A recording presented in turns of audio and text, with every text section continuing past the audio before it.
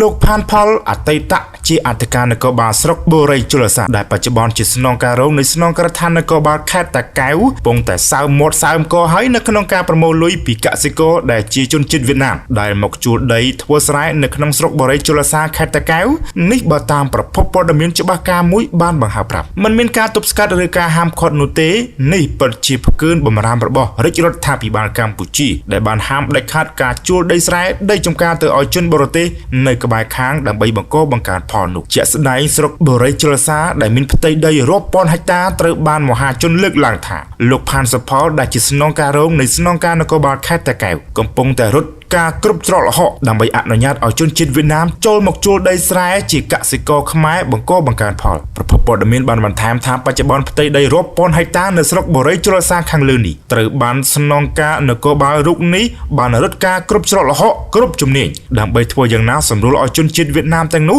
ចូលមកធ្វើស្រែជាថ្នូរនឹងលុយរាប់ម៉ឺនដុល្លារឯណោះនៅក្នុងមួយរដូវដែលនេះគឺពិតជាផ្ទុយនឹងបំរាមរបស់រាជរដ្ឋាភិបាលពិតប្រាកដមែនលោកផានផលស្នងការរងនគរបាលខេត្តតាកែវមានប្រសាសន៍ថាលោកទើបតែឡើងមកកាន់តំណែងជាស្នងការរងនគរបាលខេត្តតាកែវដូច្នេះមិនទទួលផែនការងារនេះនោះទេលោកបានបន្ថែមទៀតថាការងារនេះមិនពាក់ព័ន្ធនឹងលោកសោះឡើយបើតាមលោកបានឲ្យដឹងថាវាកើតឡើងជាយូរណាស់មកហើយជាមួយនឹងបងប្អូនប្រជាពលរដ្ឋវៀតណាមដែលរស់នៅក្នុងមូលដ្ឋាននេះស្រាប់លោកស្នងការរងនគរបាលខេត្តតាកែវរូបនេះបានមានប្រសាសន៍ថែមទៀតថាការងារនេះគឺដោយសារតែប្រជាពលរដ្ឋខ្មែរយើងបានជួលដីប្រើប្រាស់ឲ្យបងប្អូនប្រជាពលរដ្ឋវៀតណាមដែលរស់នៅលើទឹកដីខ្មែរយើងស្របច្បាប់បានប្រកបរបរធ្វើស្រែប្រាំងនោះលោកបន្តថាប្រជាជនវៀតណាមទាំងនោះបានស្នាក់នៅស្របច្បាប់យ៉ាងដូចនេះវាមិនមែនជារឿងទាស់ខុសអ្វីឡើយសូមរំលឹកថានៅពេលកន្លងទៅរាជរដ្ឋាភិបាលកម្ពុជាធ្លាប់ចេញសារចោហាមឃាត់ប្រជាពលរដ្ឋមិនឲ្យជួលឬលក់ដីនៅតាមបណ្ដោយព្រំដែនឲ្យទៅប្រទេសជិតខាងដើម្បីជួយការពារបូរណភាពទឹកដី